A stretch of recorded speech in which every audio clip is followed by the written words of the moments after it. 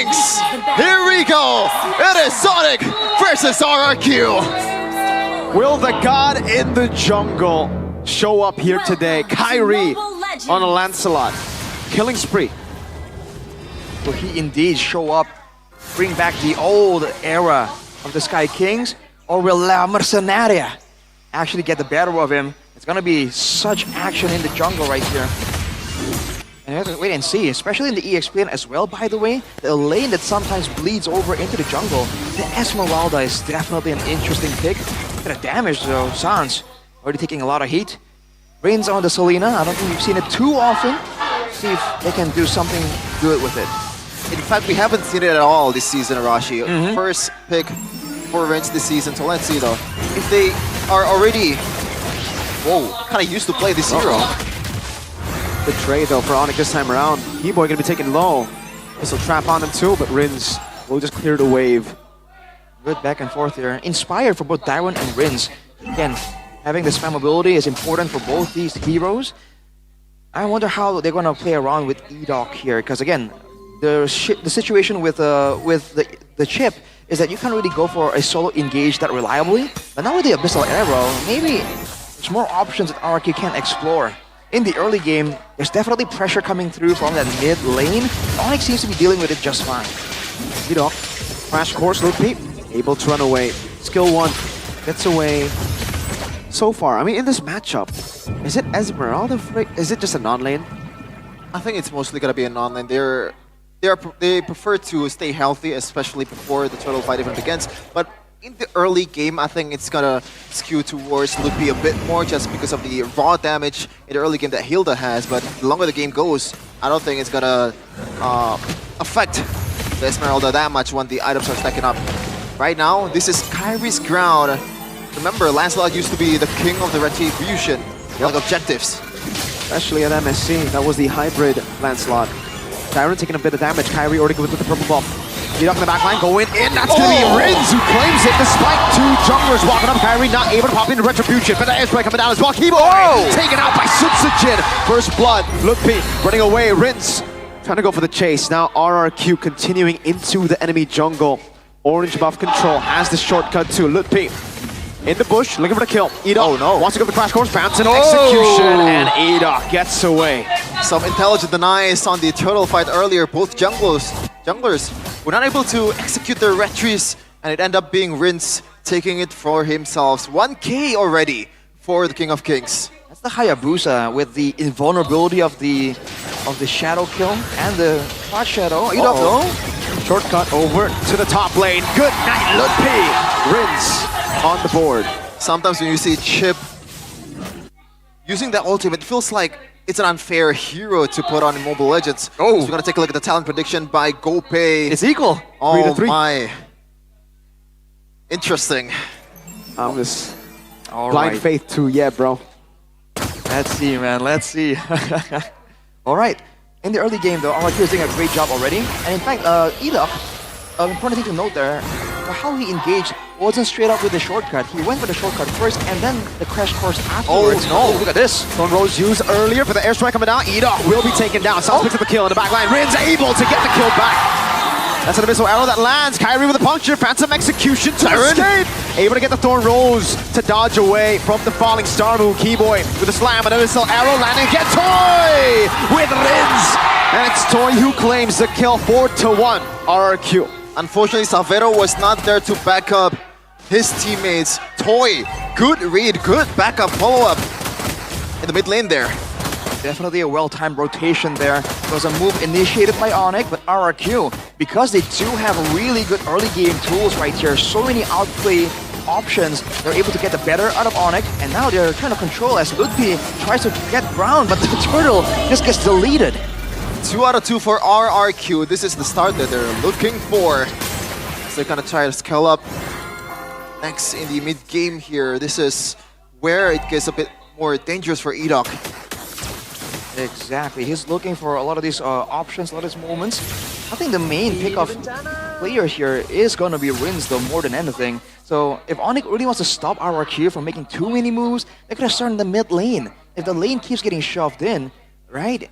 I mean, yeah, with the shortcut, Rince can appear and still land the Abyssal Arrow, but then at least it's a bit more one-dimensional. The timing, at least, will be. Shortcut up top. Kai gonna be caught. No, Phantom. Wow. Execution for him. Rins on a killing spree. You think that Lancelot was a good pick against some kind of heroes like a Chip, but if the numbers are enough to gang him up in the early game, then why not? Why not, indeed?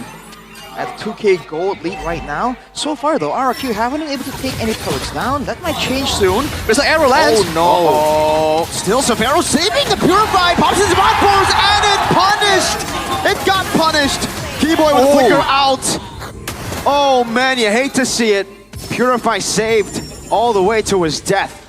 It's not just one mistake of saving the Purifier. The fact that the arrow landed in the first place, that was a straight line arrow by Renz. He should have banned the map towards the turret at a time. Severo might be looking towards the collision area, trying to see if he can do something there. Unfortunately, that allows Renz to land the Abyssal Arrow, and he's been pretty aggressively moving forward here, taking advantage of the two forms in the early game. Right now, item-wise, Enchanted Talisman for both Rince and Tyron means that there's going to be even more spells thrown out towards ONIC. And their front line is itemizing for physical to try and curb the damage coming through from Toy and Sutsujin. Oh my god. Yeah, that's what I'm talking about, man. It's got to skew towards Tyron the longer the game goes. Look at Doc. And this is a concern too, Rashi. Like, who's gonna burst through Tyron when he's having his way in the back line? Savero, this is gonna feed Tyron with more shield. Sans, it's not really the right target either. Edoc in the flanks again. Sans, can he react? No, he cannot immobilize. Only a defensive Phantom execution. Look, taken low. An Abyssal Arrow into the back. Sutsujin claiming a kill. And now with the Quad Shadow back again. A Tsunami Slam. You get Sutsujin, but Arrow lands one more time. Severo trying to survive, but he gets gunned down by Toy. And only Kai is left alive. When you're the King of Kings, everything is your domain. Every place, even the skies, is theirs right now. Even the mid turret was denied away from Kyrie. Oh man, RRQ. Perfect execution there, targeting Sans, the elusive Sans. In the back, look at Edoc though, springing up a trap for Kyrie. He finds it, short away, goes away, able to escape. Sutsujin, the Quad Shadow landed, Phantom execution used, Sutsujin. He could have gone for it, but Keyboy is standing right there to threaten to stop that from happening. And the turtle is just left alone, man. RRQ's priority is not the new objective 50-50. They want to make sure that they shut down ONIC. All the main carries are being targeted systematically one by one. And now it's back to a reset. Ludpi has to be careful here. Again, only itemizing mainly for physical defense. Keyboy tries to find something, but now he's stuck in the front. Edoc with the crash course. Tsunami Slam coming down as well, but Edoc's able to flicker out of it. Abyssal Arrow lands. Ludpi! Gunned down by Toy! My goodness, the space that Tyron is creating, even Edoc as well, Kyrie. Red tree, wrong thorn rolls, that's a puncture and a Phantom execution. My lord. Kyrie can run, but RRQ will just use this to take the Lord for free. For all the XP laners out there, this is their dream. Just playing without any plan in mind, just trying to scout as deep as possible in the enemy jungle. Tyron is pretty much unkillable at this point. I don't think he used to Purify once in this game. Nope. Severo in the bottom lane. Yeah, has to use the Summon Force. All the offensive, the damage abilities at this point are being used to escape for ONIC. It's just the amount of damage right now that RRQ can output, and on top of that, the amount of crowd control. Again, some of these plays are looking decent, but then the moment an Abyssal Arrow lands, the moment Tyron comes in with the Falling Star Moon, everything just changes immediately.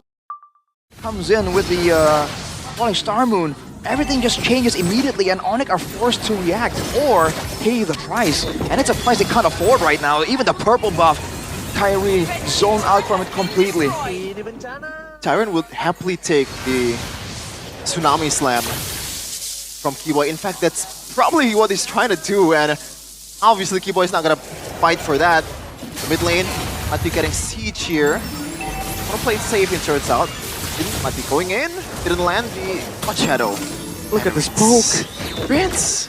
Constant arrows, Tyron is doing whatever he wants. And there's no urgency from RRQ to push out the lane with the Lord, by the way. It's kind of timed. It's kind of collide actually at about the same time, so that might be a coincidence, but might be planned as well. RRQ are going to be pushing the mid side and top side together. These arrows are just chunking down ONIC before the fight even begins. Whether it's arrows or hooks, RRQ always excels. Stop it, man. This is getting annoying. Another 3 in a row for Rins. Savero has literally just been a magnet to these. Okay. Okay, at least it's not 4 in a row. I guess Rins has just been saving this pick all this time. This is his debut on a Selena. What better time to bring it out? You bring in a new coach, you bring in the new picks that we've been hiding. Esmeralda and Selena, they're hidden completely until the second phase. That was definitely surprising. Almost another just one. out of range. That is not okay, bro. That shouldn't be allowed.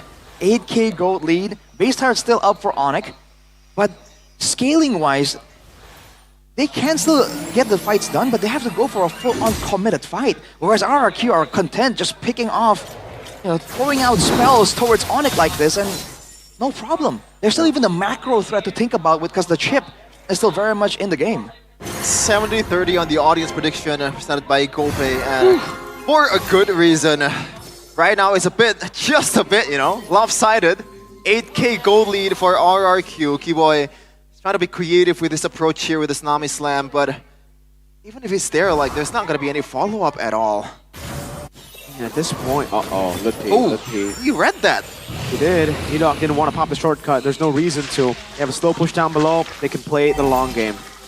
Ritz was more concerned about aiming the arrow towards Keyboy there, not towards Lutpi, because they can just slowly but surely beat Lutpi down as long as the backline members don't feel safe to walk up to trade the damage back. Concealed by ONIC though, can they find something? Nope.